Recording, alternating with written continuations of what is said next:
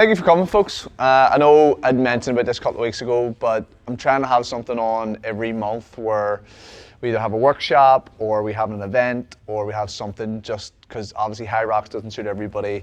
Nutrition will suit somebody else. The hike next month will probably, certain people enjoy that. And we just want to have something that keeps us sort of going outside of the gym as well. But this is a concept that I've been talking about for a while. And I'm probably sure I've said it to it used to be 95%, pretty much 99% of people, which is losing weight is the first part. And I think that's where we all become guilty. We all get to the point where we're like, I want to achieve this goal, and then think that that's it. And then the reality hits that when that slips away from you, you're like, shit, what just happened there? And you'll probably have heard me sort of mention fitness to me is almost like pushing a boulder up a hill. And the Greek sort of story of Sisyphus, for anybody that knows, is the guy who cheated death. And so the gods condemned him, Zeus condemned him to pushing a boulder up the hill for the rest of his life. And the analogy, the reason why I use that is because getting the boulder moving is tough, right? Like anything, you try and get something to go from a standing start is difficult. And then when you get a little bit of momentum, you're like, right, I'm going here, I'm getting into the gym, I'm getting fitter, I can feel myself getting better. And then something takes your mind off it. Maybe you pick up an injury, maybe something happens at work, whatever it is. And then before you know it, that boulder rolls the whole way down the hill. And then you go to yourself, could I actually be arsed doing this again? And the only reason why that popped into my head was when I hurt my ankle ligaments last year, playing football at my age, I actually just went to myself, what am I doing? I actually questioned, I was like, can I even be arsed doing this again? And then obviously the answer will always come back to, well, if I don't do it, what would I do?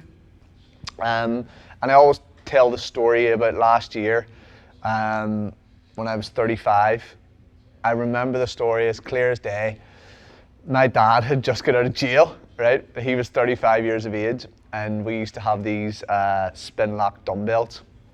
And he had this board that he would put up against a wall, and he would do like incline dumbbell presses and stuff. And I remember saying to him when he got out, I was like, Daddy, are you going to do a bit of training? And he's like, no, I'm 35, I'm too old now. And that popped into my head last year, because I was going, imagine me saying I'm never going to train again. I'm never going to look after myself. I'm never going to do any sort of physical movement or thing. And I think that previous ideology is a bit outdated. We're going to talk about some of those beliefs and where they come from as well, but the thought of doing that, like, exercise should be for life. And yes, we want to achieve fat loss or body composition or muscle mass improvement or whatever it may be. Don, could you hit that for us?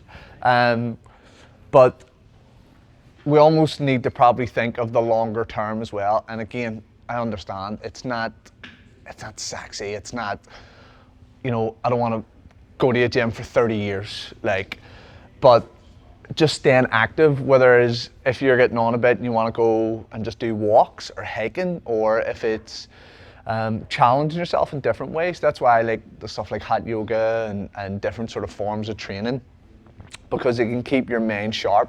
Like, I know from like a physical perspective, I'll not be able to play football forever. So I might go in and go, right, maybe I'll start cycling, or maybe I'll do running again, or triathlon, or whatever it is, where I know that it can still do something rather than doing anything.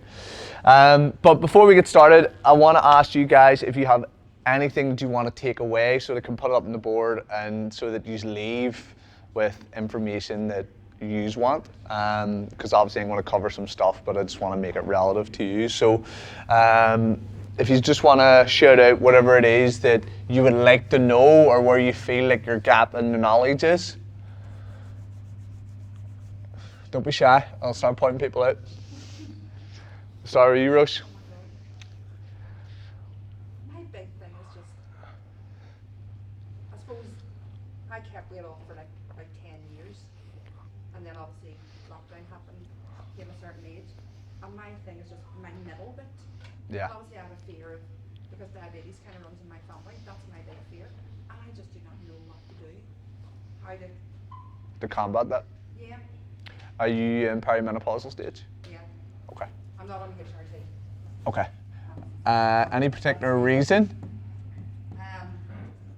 I've been on patches and then I was on tablets, but it was a 3-month trial and they were horrendous. You didn't enjoy it? No, but they put me on tablets now, but it's more for tough flushes, and night sweats. And the tablets are used for people who have migraines and headaches. But it's the HRT, the hormones weren't agreeing with me. No. So I think they're going to keep me on these for a while. That's interesting because there's only been a few handful of people I've spoken to. The majority have went, it's been a lifesaver. But I would have been, I remember my mum initially had come in and I was looking at the side effects of taking it. And I was like, well, this doesn't look great. And she tried to do it naturally. And obviously we looked at natural remedies and stuff. Not that she would have listened to me anyway, but and then she went on it. She was just like, no, I felt a million times better. But there's been 1 or 2 people who went, no, it's not for me. Just felt completely different. The patches were okay, the paid on the patches, and then obviously it affects, like, your mum. I had no periods for like 9-10 months. Yeah. Then as soon as I went on HRT, they came Back again. again? And it was just really, really bad. But the tablets that they put me on the trial was just awful. Yeah. Like Brian did say, I was a bit psychotic. Actually, no, it wasn't. But I really think it was. But it was the anxiety. Like Yeah. I said this last time we were talking. Going to work every day, I felt like a child who didn't want to go to school. And see, so it was like come off those after a few weeks, it was grand. You felt better? Yeah, and then I went for an ultrasound 2 weeks, so everything was grand. But the doctor said, we'll keep you off HRT. Yeah, because you feel better. And See, I have bought the magnesium and keep forgetting to take it and stuff like that there. But my thing is just the fear of diabetes. Because that's where, in our family, like my mummy's family, we would all hold our weight in the middle. yeah. Okay. Let's see. Else? I think mine is like, how can I get something? I was sick for 2 weeks and I dropped half a stone in like a month. And I was a big eater and now I have no interest. Yeah.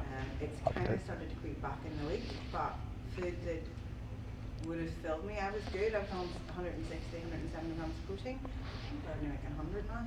And my thing is, on the days that I'm training, they're the days I'm least hungry.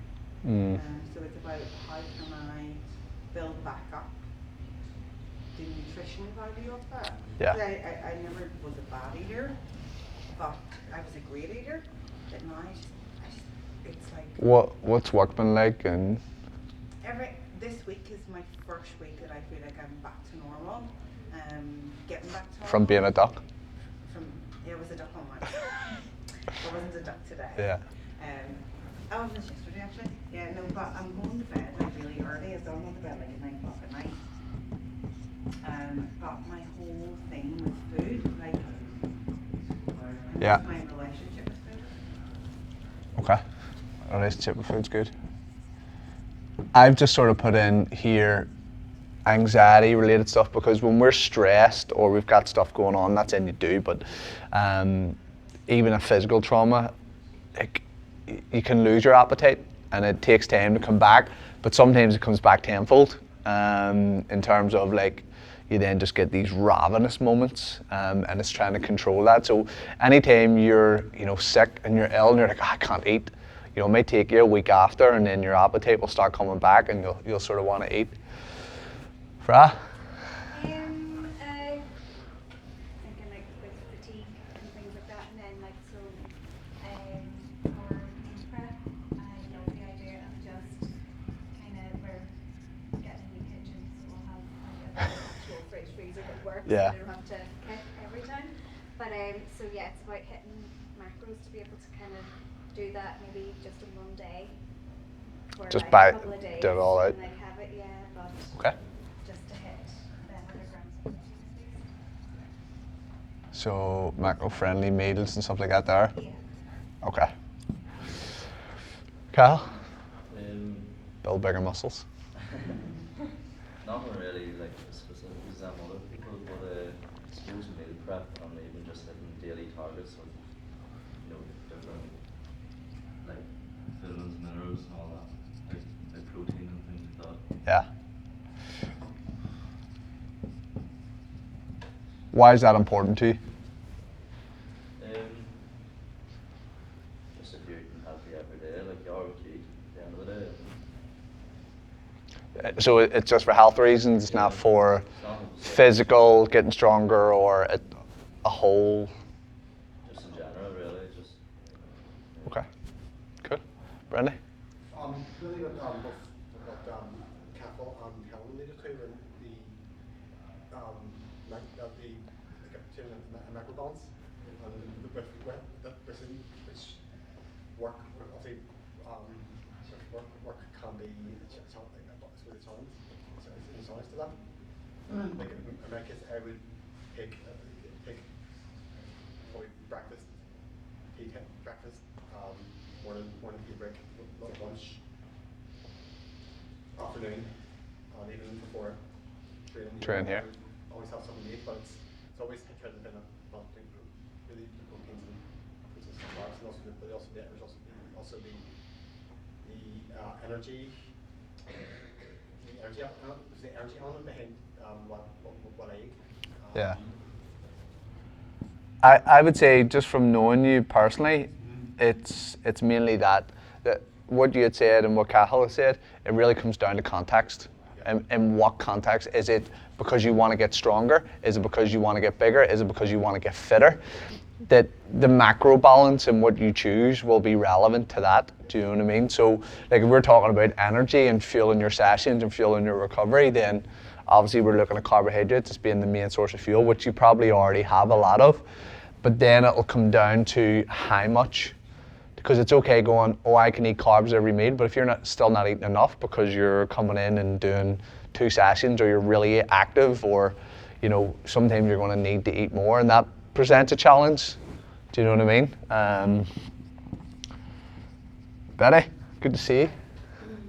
I just need to learn how to eat more healthier, because I need to, plus the fact I need to lose weight for health reasons, and this year will be a big year for me because, well, there's something happened this year, and I need to just get myself fit and Yeah. strength wise really too. Eat and train at the same time just to keep myself right for Okay. the year ahead. So see the way that's more contextual, as in this is for health reasons, body composition is going to improve that and stuff as well. G? I don't know if I have anything specific. Like, I just kind of would listen to Megan. Do you know what? Always listen to your coach, 100%. If everybody done that, it'd be brilliant. Yeah. So I don't know, and there's stuff I know I need to improve, like my sleep and all. Not it's awful, but like I Yeah. know shit that needs to be. You know. I just think for you, this is the perfect thing, because you've had that journey, and it's how do you make sure that you maintain that journey, or how do you go, what's the next step? And then you don't always want to feel like, oh, fuck, I have to take another one. You want to be able to enjoy the fruits of your labour and the hard work you've put in, but it's almost like, what are the contingencies you put in place so that you don't end up back to where you were? Do you know what I mean? I think that's the main one. Sorry, Dazzer. Eat the food, Tina. Okay. Carl? For me at the minute it's mainly like fueling for like a heavy load of training. Okay. Recovery. So like even last week I'm kind of trying to rejig things at the minute. So because I'm going like back-to-back sessions, last week I had like something to eat before the high rock session. Yeah. And it was the worst thing ever. Ah. I just couldn't eat constantly. But I had a stitch. Yeah. And then this week I just like scaled it back and had it earlier. So Yeah. it's like just trying to learn different wee tricks, that way. Yeah. But yeah. Yeah, because I would say you have good knowledge of when you want to drop a bit of weight, or you want to do this, you want to do that. Like you're laser focused. What you just said was perfect, because I would always challenge someone when somebody goes, oh, this works for me. I'll always go, but can it be better? And that doesn't mean that it can always be better, but it's always sort of going, right, if you play a sport, and a lot of people do, they sort of have like this pre-match routine, or pre-match thing, or pre-gym routine, like, before I go to the gym, this is what I do. And they're going, yeah, I feel good. And then I might go, okay, I might try this. Or why don't you try this and see if your session gets better? And the answer is either going to be a yes or a no. Do you know what I mean? You go, tell you what, see what I had there. And then we can look at it. Was it what you ate, or was it the time and how close it was to the session that you ate? You know, could you get away with eating that and doing a strength session, but maybe not a cardio session? Do you know what I mean? So it's just figuring that out, and I think everybody's sort of different, each to its own. Some of this stuff is psychological, some of this is health related, some of this is general consensus stuff, and we'll cover that as well. This Fat Loss Forever stuff, I just want to get the information to people because I feel like it's the first stage. It's the first stage of the process of going, I want to lose weight, or I want to improve my body composition, or I want to get bigger, or I want to get stronger. And then it's like, right, how do we plan for that? And then how do we plan for the eventualities? Go ahead. I had quite a morbid, I think it was with Megan. We had quite a morbid conversation because my mum was talking to her about funeral costs for her brother, my uncle.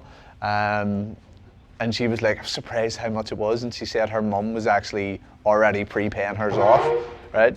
So I know that's, like I said, quite an extreme circumstance, but it's like, what is the next stage? What are you planning for? What is the end goal? Because if we don't know, then what's going to happen is we're just going to aimlessly wander, and then you're going to latch on to anything, or, you know, just follow any ideology thinking, oh, this is new, I'll try that, or oh, no, I'll try, oh, that didn't work, and you're just back and forth.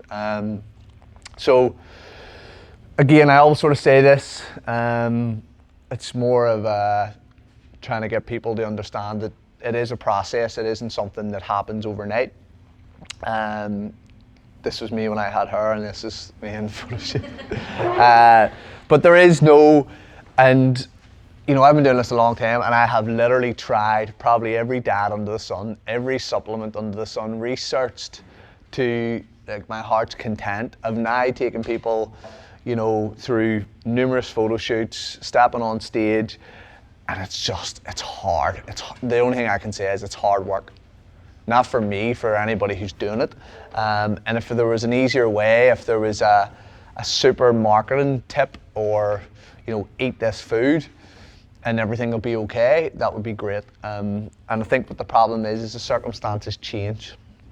And this is something I mentioned to the staff probably about 6 months to a year ago, where I think understanding what the end goal is for you guys from our perspective, I think helps, because sometimes when you ask someone a vague question, you get a vague answer.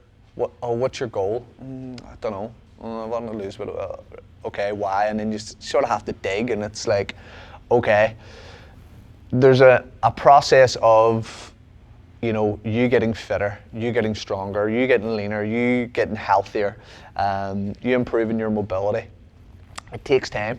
And for me, I sort of distilled this down, and again, it could be categorized, and these aren't in sequential order. It could be, you know, different for everybody, but the sort of fat loss or the body composition phase is generally 90% of what people will start the gym for. They're here because they want to improve how they look, improve their confidence, improve their energy, and so forth, right? And again, you can focus on losing weight, or you can lose body fat, which again we know are two different things. And then the strength phase, where this is where I say, this is where you focus on improving, not necessarily thinking about what can I strip away. You know, this is more the, I've got a load of old clothes I'm going to try and throw out and get rid of them.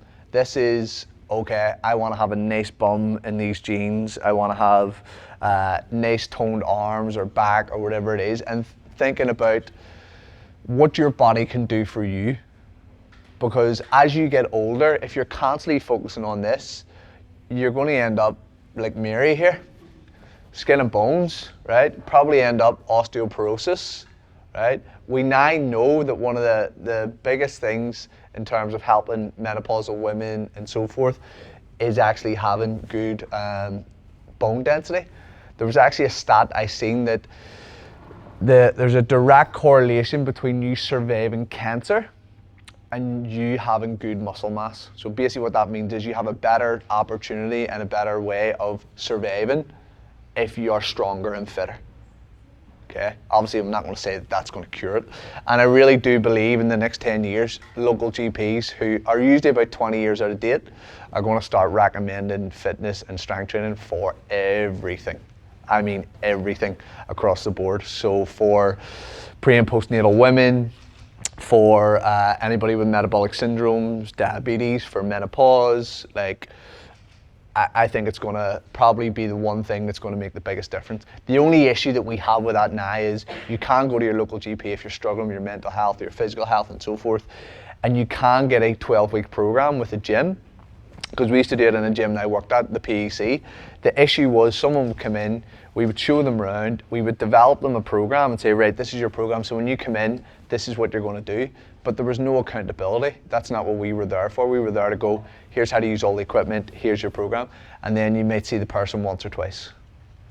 And they lose that opportunity because there's no one there standing over them. And I realized it's a long time ago, that's what our industry is. It's not the workouts, it's not the nutrition, it's having the coach on your ass going, why weren't you in today? Or, you know, let's tweak your protein and here's how we're going to do it. And basically having someone just support you through it when you're going, I feel like shit, I don't want to do this. Come on, let's just get through it. And I actually heard an interesting stat. There was a health guy on, and there was a person who was interviewing him on a podcast, and he gave him a decision to make. He said, physical health or mental health? Or sorry, physical strength or mental strength, right? You can only choose one. And he went for mental strength, or sorry, he went for physical strength. I got confused there. And the guy goes, why did you go for physical? Why didn't you go for mental? I'd assume, like, you know, being mentally strong. He says, you don't realize the difference that exercise does to your physiology, not only physically, but mentally. So you can alter how you think and all those thought processes by exercise. How many times you get someone who's... One has a positive consequence on the other. Yeah, 100%. But he had said that one would be better. And I actually, come to think about it, I would agree with it. If you were feeling down, you weren't feeling yourself, and you go out with your friend, or maybe you claim the mornings, you're like, I had a great day, I was great. I'm glad. You feel like a sense of achievement. And then you're like, all right, that was good. This is where we're always harping, you know, going, exercise is amazing, you have to do it. People need to arrive to that conclusion. I realized that a long time ago. You can't, you know, you can bring the horse to the water, but you can't tell them when to drink. But if we go back to this is the phase that I want for every single one of you. I want you to focus on, this might be stage 1 for some, or this might be stage 1. For me, these two are interchangeable. And if you're in the strength phase, we're looking at building on your body. And this body for life phase, or if you want to call it a lifestyle change, are basically, what are the small habits, the things that you can maintain that's going to stop you from going backwards, okay? So in this phase, maybe you're in doing 3 sessions a week, plus you're doing 2 sweat classes, you're training 5 days a week, you're eating a certain way because you've got a holiday coming up, and then it's like, okay, when we come back from that, we want to focus on this. We want to minimize the weight gain that we had, we want to focus on getting stronger, we want to lock in your results. And again, another sort of analogy I use is like the weakest link. You know, when people answer the question to get money and then someone goes bank, like banking those results. And there's numerous times where I've had to say to people, no more, like no more weight loss. They're going, no, I honestly, no. Because what's going to happen is something's going to come out of the woodwork and it's going to steal your focus. And because you've been pushing so hard for 5 days a week, before you know it, you're sick, you can't train, your eating goes out the window, and then next minute you've 6, 7, 8, 9, 10 pounds on. And then you're like, mentally that affects you. And then to get back into that zone again is pushing that boulder up a hill. Do you know, it's like, oh, fuck, do I really want to do this? So for me, intermittent periods of this is super important. Periods of this is super important. And then the end goal is, how do we get to here where we can enjoy the fruits of our labor, where go out, go on holiday for a week, eat and drink all around you, enjoy yourself, come back and you haven't really had any damage.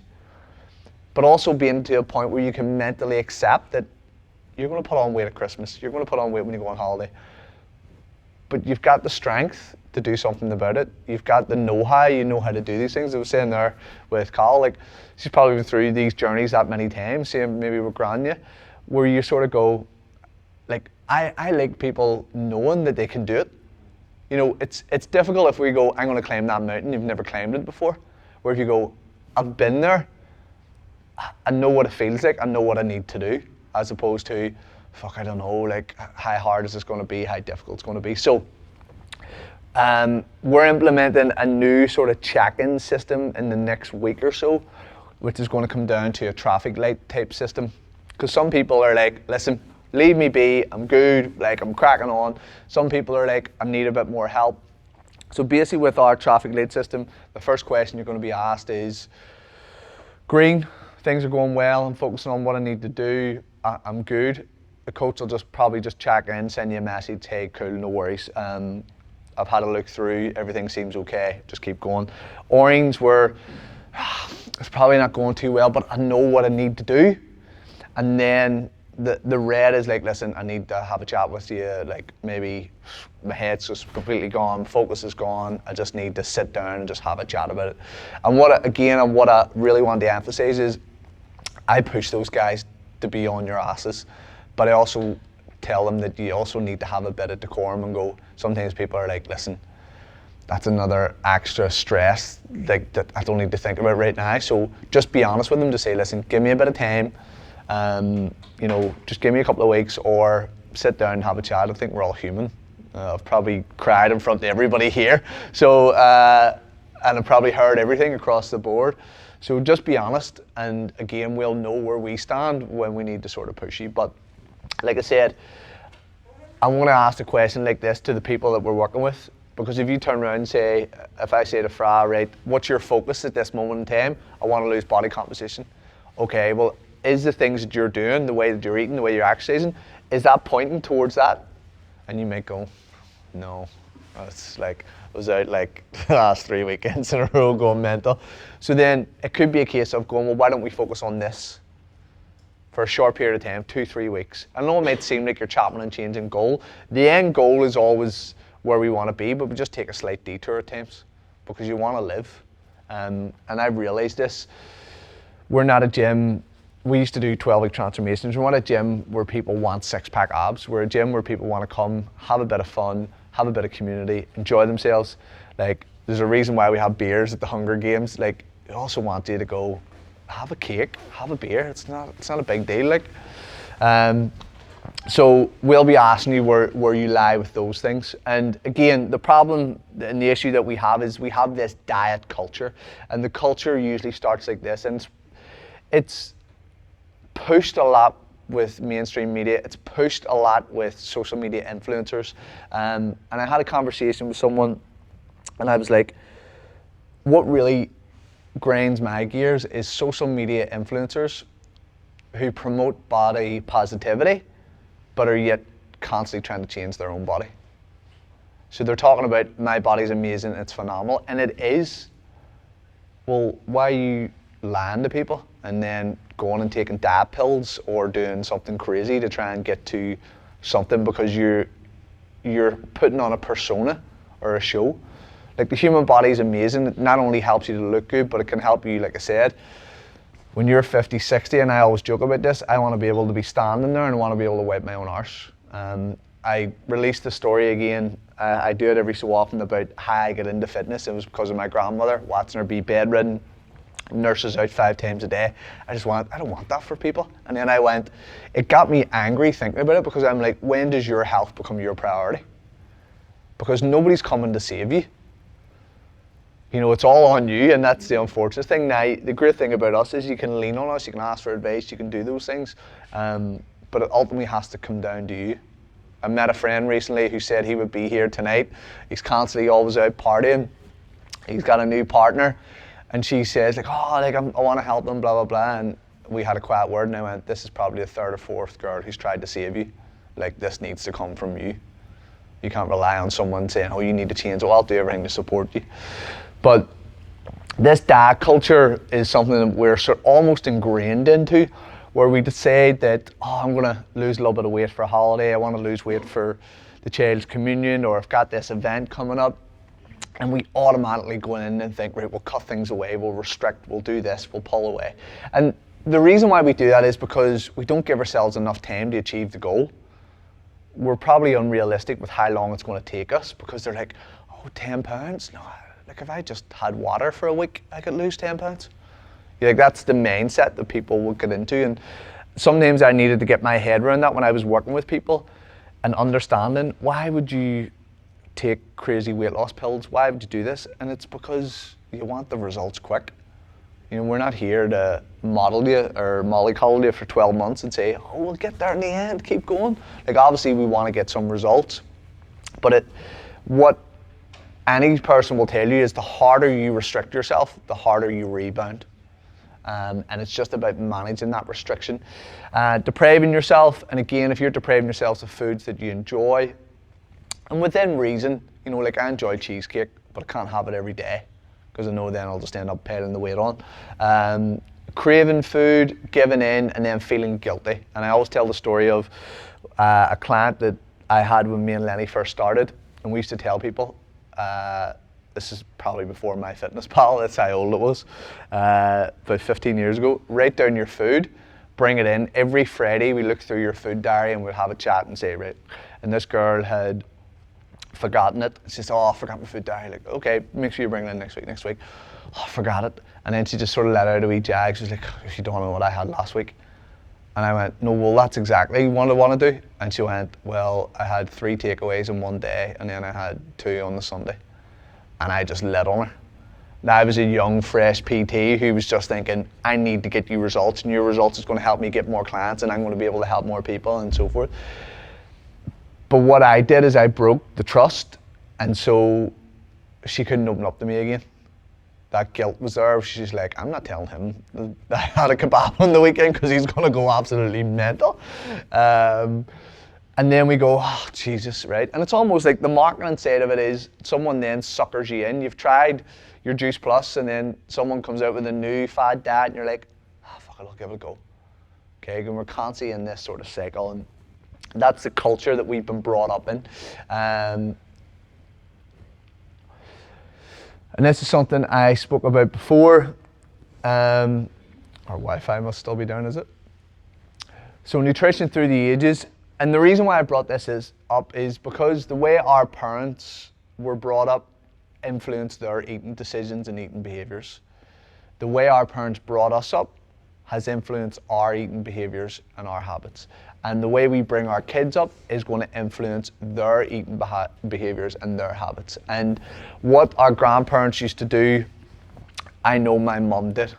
My granny would have not made like food for herself, would have made food for everybody else, fed everybody, maybe starved. Slim fast was a big thing. My mum followed that trend, still does. Slimming world is a big trend as well. I'm not saying that it's bad, it's just that people fall into that, oh, I've lost 3 stone, never get any further, stop, put on weight, and then go back and keep repeating that cycle. Instead of, and it becomes almost like an all or nothing. You know, I'm eating really, really well, I'm really, really clean, or I'm not. Where a diet is just a reflection of the foods that you eat. It's not necessarily a negative word. But I would say now there's more image conscious people because of social media on how they look. I sort of talked about this when I went to Ibiza a couple of years ago. I went to, where was it, Ocean Beach. That's the most ridiculous place I've ever been in. It was like a human Instagram reel, like in real life. Like everybody was perfect. Like it would make you feel like really inadequate, 100%. And you could just see the fakery, and it was like what? It was like being on Love Island, right? But I also don't want that as well. Do you know what I mean? Because you could feel guilty. But our kids now are more probably health conscious. There's more information that we have now than we've ever had. And it's now about putting it to use, okay? So, hands up, have you lost weight in the past? Yeah? Not after a good night out, Kyle? Never. Yeah, right? So everybody's managed to lose weight at some point, right? So as we were talking about that mountaintop, you've been there, you've done it, That should give you confidence to know that you can do it again. The problem is that there is a physiological response to you losing weight, right? Your body is trying to protect you. It likes you the way you are. It doesn't want to be any skinnier. It doesn't want to be any heavier, right? So we almost need to manipulate it. You can't cheat it. You can't pull the wool over its eyes for too much. You have to work with it. I just want to say a bit like having an abusive partner. You don't want to, like, oh, I'll just do little things to make sure I get this. But it should give you confidence to know that you've lost that weight in the past, that it is achievable, it's something that you can do. And I always talk about this, and I've sort of been trying to promote this for a long while, is that we don't have a weight loss problem, right? If I stuck you all in a room and made you walk on a treadmill and only fed you water and didn't give you food, you would lose weight. But it's not necessarily always about that, because you can look like Skeletor Mary, right? Or you can have a body that is energetic, that looks good, and actually fulfills a purpose, right? And the problem we have is we lose weight and then we end up regaining it. And the average person will put on 1 to 2 kilos a year doing nothing. Just doing nothing. If you weren't exercising, you were just eating normally, you're going to probably put on 2 to 4 pounds a year. That's why people naturally get bigger and bigger and bigger.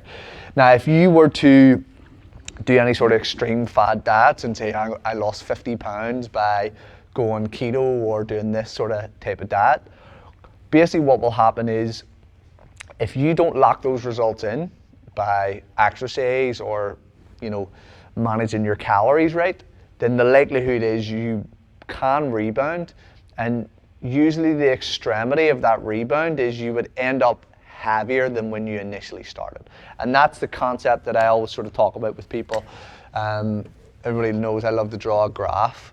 This is your starting weight, and you lose, you get to here, and then you rebound, you completely stop training, you eat everything in sight, because just like we were talking about eating when you're ill or you don't have an appetite, your body will come back tenfold. And then before you know it, you get back to that weight that you were, and then a little bit more. Okay, I'm going to talk about why that happens. And basically, as you can see here, we start with before, I want to improve myself, I want to look better. Then we get the after, and then we get the after. Okay, where we end up worse off than where we were. And one of the reasons why that happens is because of this inbuilt self-defense mechanism that we have, our way of protecting ourselves. So if we look at the 3 prongs at the top, we have defend, restore, and prevent, right? We have metabolic adaptation, so your metabolism. Your metabolism there is to stop you from starving to death, right? If you eat too little, what does your metabolism do? If you're not eating enough, you're eating in a deficit for a long period of time, what does your metabolism do? Slows down. It slows down the rate of your weight loss. So when you were going, oh, I'm losing 2 pounds, losing 3 pounds, this is great. And then you get, I'm only losing a pound, oh, I haven't lost anything, week 6 or 7. Your body's going, whoa, if we keep going at this rate, like, I end up like Mary, right? So we need to find a way to slow that down, right? And it comes from a survival mechanism, right? It's just really simple. If you're going at that rate, you're going to die a lot quicker, right? The next one is restore. So we have storage capacity within our body, and the storage capacity is obviously in our muscle cells, it's also in our liver, but it's also in our fat cells, right? Fat cells are really important. Like, you would almost think back in Neanderthal days or Homo sapien type days, when the weather was so extreme they didn't have a nice warm house to go to, you're almost bulking up on your wheats, your carbohydrates during the summer, because you're not going to get them in the winter, right? So you're almost storing body fat for a safety mechanism, for health, for survival. And that hunger and fat storage is basically your body's way of saying, hey, listen, we need to eat food for survival, or I need to lay down some food here because we may not have some for a period of time. And then we've got this prevention, number of fat cells. So I'm going to talk about fat cells in a second, but our body stores those fat cells as a usable source of energy, right? It doesn't care if we're 20% body fat, it's thinking, I've got a good survival capacity here, right? And it's all to stop you from going through the famine, right? Taking the soup, right? That's an Irish analogy, but the metabolic adaptation is essentially what happens. So if you can see here, someone comes in and they want to lose weight, right? And they're going to come down this sort of curve in this journey, and their metabolism is going to adapt to the stimulus that they put on. It's going to slow down. And then the green, your total energy expenditure. When you're losing weight and you're pushing yourself, do you know what happens? Your body stops expending as much energy, right? Because it's trying to slow down, right? Now, on the opposite to that, imagine you were eating to bulk up, right? So you go, I'm going to eat a wee bit more calories. Your body's like, okay, well, I don't want to have more, so I'm going to have to find a way to burn that extra off. And this is where you see people like going, oh, my metabolism, you know, is higher than somebody else's because they can burn through more calories, okay? And this is basically what happens. We are all born with a set number of body fat cells, okay, right? If you look at this little cluster here, you imagine this is somebody's body fat cells, right? And they're full of water, they're full of energy, so food that's been stored there. And what will happen is, as you get into your diet, you're exercising, you're feeling good, those cells shrink, right? They don't disappear. Fat doesn't turn into muscle, right? It just shrinks, and then the muscle starts to look more defined, right? That's where you get that sort of toned look, right? So the fat cells start to shrink. Then you might have a wee relapse in your diet, which is common, right? Maybe you go, I'm doing this 6-week thing, but I've got a wedding on week 4 or whatever it is, and you go and you enjoy it and it's grand, right? So what happens is that fat cell fills up with water and energy again, right? So it doesn't mean that you've put on body fat or whatever it is, you just put on extra water and so forth, right? And then if you relapse again and you stop doing the things you were doing, you stop the exercise, you stop eating, what's going to happen is you'll relapse back to your starting weight and maybe a little bit higher, okay? And look what has happened now. We have went from having 7 fat cells to 3, 6, 9 fat cells. So we've added 2 fat cells on that rebound phase. Why do you think that's happened? Why do you think now we have more fat cells after we've went on a diet when our goal was to lose it? Any ideas? Body's trying to defend itself, to hold on to the energy for future, if there's starvation again in the future, but we'll survive it. 100%. Your body doesn't want to have less reserves, so it's going to go, hold on a minute, I've lost a ton of weight. How do I protect against this? What stops me from doing this, right? And we can never lose fat cells. So imagine everybody has 100 fat cells in here, right? And imagine you get really heavy. You can develop 150 fat cells, right? Now, when you go to lose that weight, you don't lose those other 50 fat cells. They're still there. So the person who's been heavier is more prone to put that weight back on because they have more capacity to store it. Does that make sense? Okay, so this is why we're always having to think ahead, and this is why I want us to think about fat loss is just that first part of the phase, and it's how do we get to the point where we can maintain that, and we do that by getting a high calorie ceiling, making sure that we're doing the basic things. If you were to say to me, or if I say to you, all right, I'll get you to where you want to go, but you got to train 7 days a week, do 2 training sessions a day, you got to eat 1,200 calories, it wouldn't be worth it, right? But if you turn around and you were like, I want to lose, I don't know, say a stone, and all you had to do was train 3 days a week and do, follow calorie control, maybe 1,800, and you get that result, like, there's a lot less work in that. And if you were to turn around to me and go, I could probably, if I want more results, I could probably train an extra day. I could probably eat a little bit better. I want you to be in that point where you're coming up to a holiday, say for example, you put your foot on the gas because you're like, I want to look good, right? Probably do it 2 or 3 weeks out. I get this with people who are getting married a lot. I think Tony was the most recent. I always tell every bride, you need to be ready 6 weeks out from your wedding. You don't diet into your wedding, you're ready 6 weeks out because then your last dress fitting's done. You don't have to worry, you're not panicking. You're probably not going to be in the gym the last 2 weeks beforehand because you've so much on. So, yeah, she got Marty well wrapped, that's why. But you plan ahead and you go, that's my cutoff point. I need to be here. It's almost like if I said, I have a deadline for a job and work, Helen, I need it done by this date. And you're like, right, well, I need to start that now because that's going to take me 2 weeks. Instead of going, I'll leave at last minute, which I used to do in uni. But this is what happens. And those fat cells we end up adding. And we're more primed to adding new fat cells when we've been dieting, right?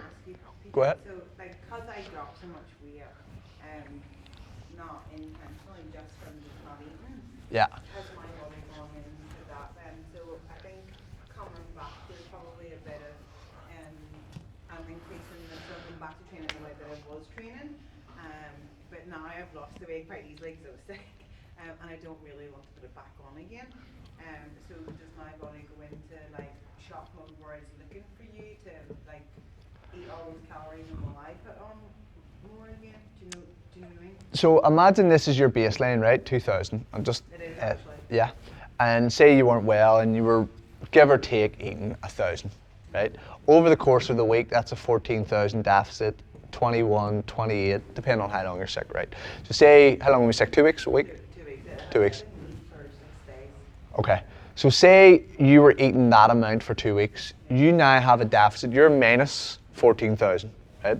And your body wants that 14,000 back because it wants to be at a balance.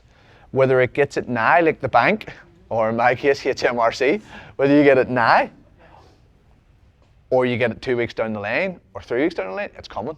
This is why I think relapse happens so much with people. They deprave themselves so much that after about 3-4 weeks, they go, oh, right, and they eat something.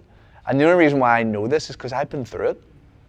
I always talk about the time I was doing a photo shoot and I had these 6 meals every single day for 6 weeks straight, and I had a really rough day at work. I come back and I was stressed and I had loads on, and I had a Kit Kat, and before I knew it, I had 4 Kit Kats, I had custard, I had buns, I had ice cream. I could not stop eating, and it felt like there was a hole that couldn't be filled. And then I'm like, I need to send myself to bed because I'm just going to keep eating here. And that will happen depending on the severity. So you may not feel like it now, but you'll be slowly chipping away at that. What I would do is I would try and get back and just set a baseline like there, and then we would do a reverse diet, which I'm going to talk about, so that you can get back up that. Because see, if you just jump from here and get back to here, the extra carbs that you would have been eating here, you've lost.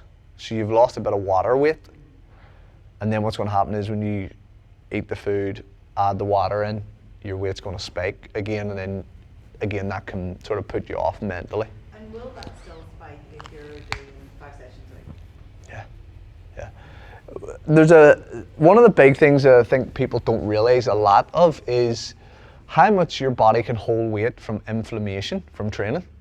Like you go and you train really hard, you know, when your body's in a recovery mode, it's holding on to fluid. Like I went into the West today to get a sandwich. I haven't been there in so long. Someone was talking about it this morning, and the girls obviously know us because we used to basically dine in there 5 days a week when they were down in Castle Street. But they were like, so if I drink like water, will I put on weight? I was like, well, you'll put on water weight, yeah, because you're taking fluids on board. And they were saying like, oh, but if you have too much water, can that hold on to weight? If you imagine that's your tank, right? The human body, that's the amount from there right down to your legs, the amount of water you need, right? Say your level's there one day, and the best example would be you go out on the drink, you're hungover, you wake up, you're a little bit dehydrated. Everybody is, right? So then you're like, oh, I need a tin of juice, or I need water, or I need something. So what will happen is you'll drink water, and your body will increase your water level. Why? Why do you think that happens? Yeah, as a defense mechanism, go, I was dehydrated, don't want to end up dehydrated again, let's hold on. And then this will tail off after a couple of days, but it's almost like, let me hold on to that just in case. I'm going to say it's like Klarna. I can pay this bill now, but I'd rather pay it in 3. What? Like, do you know when you go on holiday and you come back and then you probably and like Megan would say like that's just water weight? Yeah. And that's because of like the cycle that you've gone through and drinking and the water. 100%. So then that will tail off and it'll get back to that normal capacity. This is why I hate when people want to weigh themselves on a Monday. Because I'm just like, if you've been bad on the weekend, and the stereotypical way is that, you know, people are weekend warriors, you're going to be naturally a little bit heavier. Whereas if it's closer towards the end of the week, if you've had a good week, that's probably a truer reflection of where you're at. And the other example I said was, especially when I work with women, I want to keep your carbs high and your water high, right? Because of the hormonal fluctuations that females will have, your weight will fluctuate massively throughout the week, like daily, and then obviously weekly.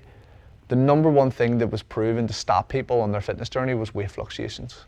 And I always talk about this, you knock your pan in, like we actually had one of our 6-week challenges, girls, Neve's like, oh, I haven't lost any weight, and I was like, right, here's what I want you to do, increase your protein, do this here. She messaged me like 10 days later and was like, I'm down 5 kilos. So I must have been the water weight from coming through my period and so forth. And it's mental how that happens, but I can understand it's so difficult to try and get your head around, because you're just like, I killed myself all week. I've had solids, I've done everything right, and now, like, I don't see the end product. So things like this can really throw you off. So carbs, water, and salt for me, like, as long as you don't have any health conditions, salt is not really that bad, right? Because this gives you a true reflection of your weight, right? If you're eating 2,000 calories, like you were saying there, Helen, you're eating 200 grams of carbs a day, you're not putting salt deliberately on food, but you're just seasoning, like, and you've got 3 liters of water, true reflection of your weight. Now, if you were going, I'm eating 2,000 calories a day, I'm eating 100 grams of carbs, I'm maybe getting 1.5 liters of water, and I don't have salt on any of my food, what do you think happens when you have a Chinese at the weekend? That extra water is just gonna go poof. And then that weight fluctuation is probably gonna go, oh Jesus, I need to burn that off. And so there's this ongoing battle, whereas if I can get you eating the most that you can, eat a high amount of carbs, plenty of water, we know where your weight is, so we have a better reflection. The other example I would give is, imagine you weigh yourself and you go on a 10-mile run, and you come in, you weigh yourself again. You're obviously later. You've lost water because you've been sweating. What do you think is going to happen when you put that water back in? Yeah, because your body only calculates the calorie expenditure at the end of the day, at the course of the end of the week. Do you know what I mean? So if you work in a shop and you're like, I'm minus £1,000 today, tomorrow you could be plus 2,000, and so that levels out, and then by the end of the week your weight's the same, and you're like, how does that work? Like, do you know what I mean? So it's just that fluctuation, and as we were saying here with the fat cells, an increase in fat cells may cause establishment of new fat cells and then a higher body fat set point, making it more difficult to lose fat in the future, and this is what we want to guard against. So if you have been there, you've done fad diets, or you've been heavier, you have those extra fat cells, you're more pre-inclined to get back up there, and it's tougher for you to keep that off. So that's why you want to try and find maintenance ways of dealing with it, so you don't end up all or nothing in terms of what you do.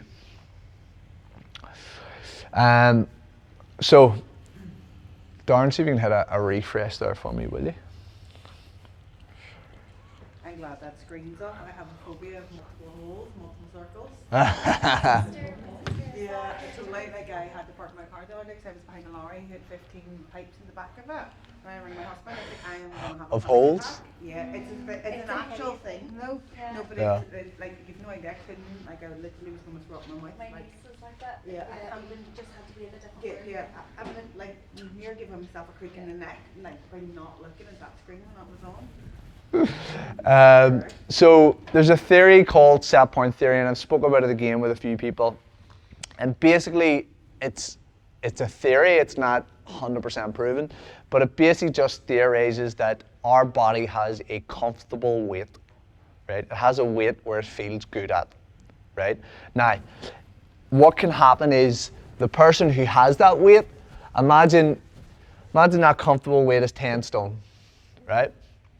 and then they decide to go on a diet and they get down to 9 stone, but they do it really extreme, and then they end up, 10 stone 7, right?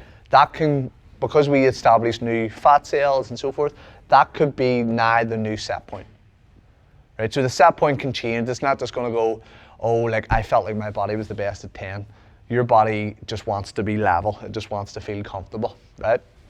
So that set point can change. And basically what the theory will say is that you can lose weight, right? You can get lighter or you can get heavier, but you have a default set. And it takes time for that default setting to adapt to your new weight. Okay, so again, if I draw my favorite graph, which just looks like this, that 10 stone person, maybe they get down, maybe they're going to 8 stone or whatever it is, like their set point is still here. Those fat cells that we've seen have shrunk, but the risk is at its highest here because the risk of rebound is really high unless we have this back end, which is obviously what we're going to look at is like stuff like reverse diets where we slowly wean people off a diet. Do you know how difficult it is to say to someone, no more weight loss? And you're like, no, I want it. Because that's probably 99% of the time why people are here. And if you could get to your goal as simple as that, like if I could get you there as simple as that, I would do it. But what we've learned over the years and what personal training has evolved to do is that when someone comes in and goes, I want to do a 6-week challenge, and you go, Red, I helped you lose a stone, and then you don't see them, and then next minute they've put on 3 stone. Have you done your job? Technically, yes, but in a circumstance, you've actually left the person worse off because you haven't given them the tools to, how do you do this to maintain? And not a lot of people want the tools because they're just like, whoa, got the result and finished. Thank God. Okay? Because again, we all want to live. We don't want to fucking have to go through the same shit all the time. So, let me change that. I've got slides. The holds are 2 secs.